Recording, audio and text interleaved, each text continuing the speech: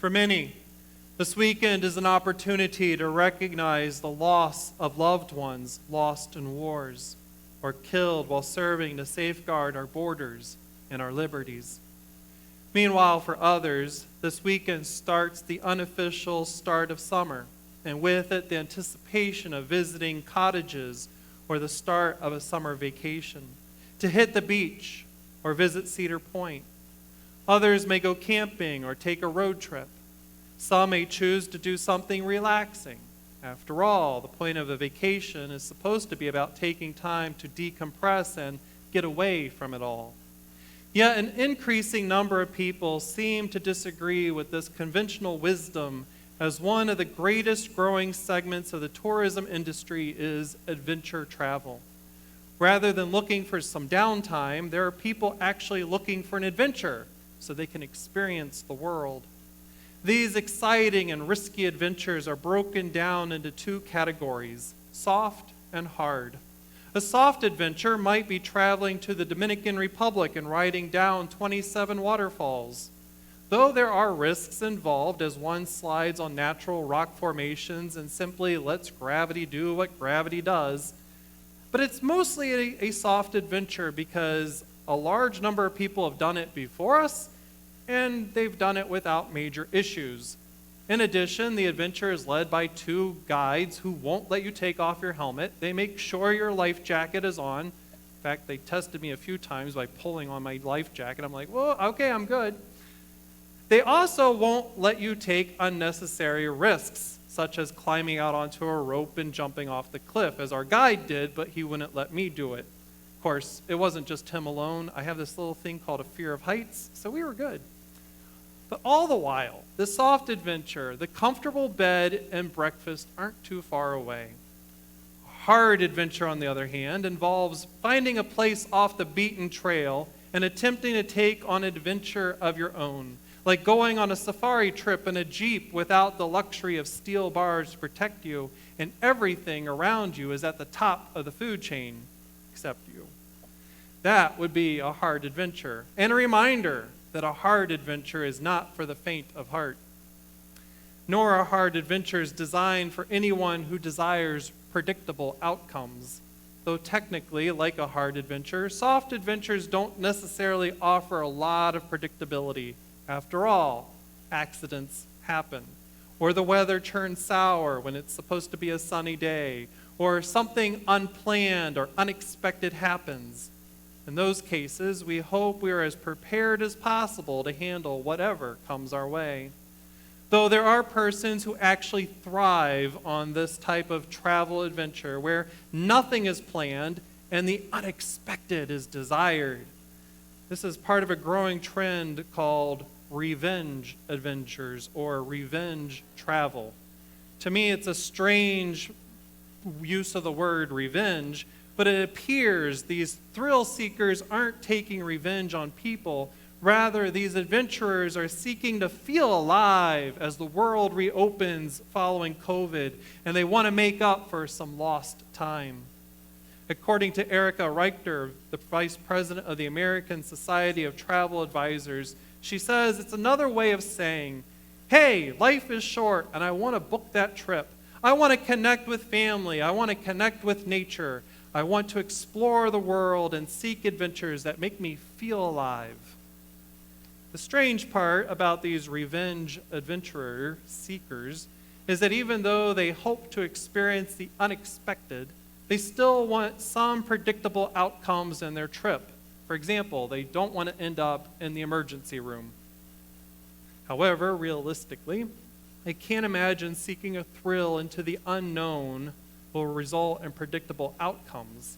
And if COVID has taught us anything, we are terrible at predictions. For instance, look at how many people incorrectly predicted the end of COVID-19.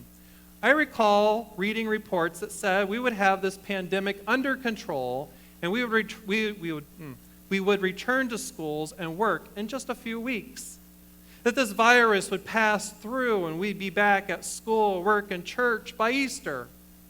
Well, sort of we were. We were back at church the following Easter, 2021, online and in the parking lot. And then it was predicted it would be gone by this summer. Yet here we are, and the CDC and the WHO are encouraging everyone to wear masks when indoors once again. I suppose even though this is frustrating information, at least it isn't the first time people have been wrong with their predictions.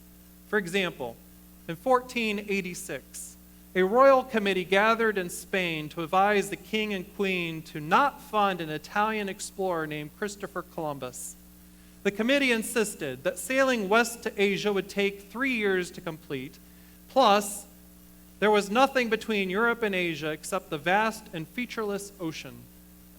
Yeah, until you just kind of run into somewhere that there is land. And thankfully, they didn't listen.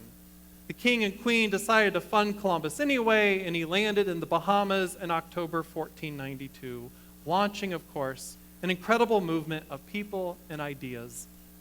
Another prediction blunder was published in the 1904 issue of Popular Science Monthly about airplanes. They wrote, "The machines will eventually be fast and they'll be used for sport, but they are not to be thought of as commercial carriers." You know, if only they could see how planes would have been used only 7 years later, or how they're even used today, and how they might be used one day to ferry folks to the moon and Mars and who knows where else. Clearly, we don't do predictions well. Even in the Gospels, we witness this with the disciples. 2 of Jesus' disciples enter a Samaritan town to make preparations for Jesus' arrival, but they're not welcomed. Incensed, they return to Jesus, convinced that he will launch a full aerial attack of fireballs and brimstone. Their prediction is both problematic and wrong. Jesus was not interested in destroying people, and he was dismissive of his disciples' destructive impulses as he rebuked James and John instead of the community who was inhospitable to his arrival. Next, as Jesus made his way on the road to Jerusalem, he encountered 3 persons who predicted Jesus would allow them to follow him. And they had that part correct. However, they were not predicting that Jesus' journey would be a hard adventure or a revenge adventure, as he had no plans for where he would lay his head, just that he would be away from home and likely in uncomfortable places. Though the men wanted an adventure following Jesus, apparently it was too unpredictable, as that person slipped away. The next 2 persons Jesus encounters on the road, I feel a certain level of empathy with. After all, like us, they are unable to visit a family funeral or say goodbye to their family. In our case, COVID kept us apart. And in this case, Jesus says we don't have time. Initially, it seems unfair until we examine why Jesus told them they couldn't return home, which appears later in chapter 10 when Jesus commissions his disciples to go into the world. He sends them on a revenge adventure. They aren't supposed to take money with them, and they are to rely solely on whatever they find on the road for shelter and food. They are to rely on the unknown future that God has in store for them instead of relying on the past or relying on things they once knew or did. They are to lean into the newness that God has in store for them. After all, Jesus knew there would be a day coming that their traditions and customs would be turned upside down, and they would no longer be able to rely on the temple in Jerusalem to bring their spiritual peace. Whereas the disciples and others were unable to predict the future, Jesus was able to do so, and he shared with them repeatedly that the temple would fall. All the bricks would topple, and many of them would no longer reside in Jerusalem, especially after she was destroyed. He warned them that the future would be difficult to predict, but they must lean into it nonetheless. He encouraged them, as he encourages us today, to recall the past and honor the persons of the past, but don't stop there. Don't live in the past. Instead, embrace the adventure of living, and most importantly, build the kingdom of God. Build a world of justice, where every word is truth, where every work of creation is seen as beautiful, and every act is an act of sacrificial love. This will be a difficult adventure, but a necessary adventure, which is worth the risk as we travel with Jesus and lean into the unknown.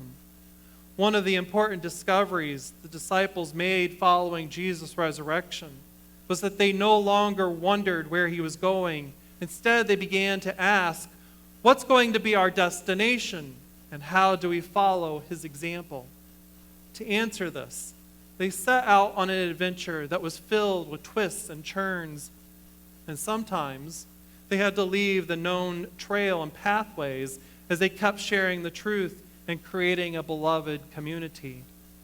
All the while, through prayer and remaining devoted to Christ, they went where God had told them to go, and they experienced what they needed to so that they could embrace persons who were willing to lean into the revenge adventure and the hard adventure to show God's grace and God's glory. Today, we are called to come along and set forth on the adventure as well, to take our past and our experiences which shape us for the trip so we can embrace the future, to live into the unknown and the unpredictable, to live into the journey instead of remaining stuck with the comfortable and with the past. As we know, we will encounter turbulent times as we utilize this day to remember loved ones who died too soon, who displayed their faith and their beliefs serving our country. And we have encountered turbulent times as survivors of COVID and the June flood. But we can't afford to remain stuck there, living in the past. Instead, these things have prepared us so we can set forth on the journey with God to go into the world full of challenges. And along the way, we'll likely run into assumptions and incorrect predictions. Thankfully, God remains with us and equips us with visions of truth and provides us with divine knowledge as we go into the world. Thankfully, Jesus will go with us every step of the journey as our friend. He will help us when we lose friends, and he will strengthen our love for each other when we share our stories of the past, and he will equip us with wisdom to know when to use words and when to remain silent, when we feed each other, clothe each other, and sit beside each other. Jesus will bless us for the adventure which lies ahead, and he'll equip us to love all persons whom we encounter. So grab your gear. Here's our chance to experience our adventure of a lifetime with each other and with Christ.